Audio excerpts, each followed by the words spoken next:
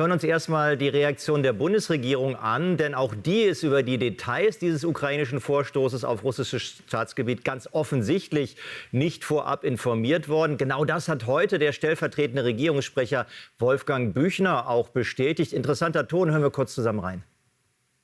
Wie wir alle mitkriegen und wie Sie auch wissen, die militärische Lage vor Ort ist noch sehr im Fluss. Es gibt widersprüchliche und manchmal auch absichtlich verfälschte Informationen über die offenbar sehr geheim und ohne Rückkopplung vorbereitete Operation.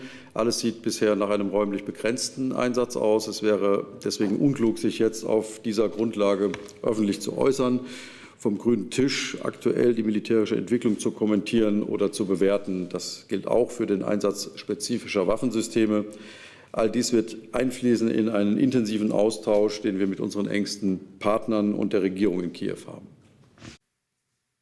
Ja, frage ich nach bei Oberst AD Wolfgang Richter. Also die Bundesregierung sagt, sie wusste da nichts. Die russischen Behörden jetzt haben im Gebiet Belgorod zusätzlich die Evakuierung eines Landkreises an der Grenze angeordnet heute. Wie schätzen Sie das militärisch ein? Haben die Ukrainer denn wirklich genug Mittel und Personal, um dann noch einen weiteren russischen Abschnitt anzugreifen? Das wird ja dann langsam auch wirklich da Ressourcen brauchen. Ja, also das würde natürlich noch mehr Ressourcen verbrauchen, Ressourcen, die im Donbass wirklich fehlen. Und deswegen muss man sich schon die Frage stellen, ob das am Ende sich auszahlen wird, was die Ukraine hier machen.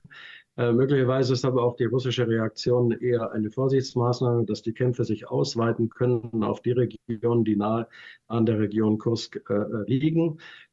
Insbesondere auch durch Artillerieangriffe, Drohnenangriffe, Luftangriffe etc. Und das kann natürlich auch bedeuten, dass das eben eher eine Vorsichtsmaßnahme ist als die Erwartung eines größeren ukrainischen Angriffs dort. Aber wir wissen es nicht, wie die Ukrainer jetzt ihre Truppen verschieben. Ich sage nur, ich bin überrascht, dass die russische Aufklärung das nicht gesehen hat, so eine Truppenmassierung. Und sie werden alles dran setzen, um natürlich jetzt die herangeführten Reserven, auch die Logistik zu unterbinden, gerade in Grenznähe. Darunter wird dann wieder auch die Bevölkerung leiden, wie das ja schon berichtet worden ist.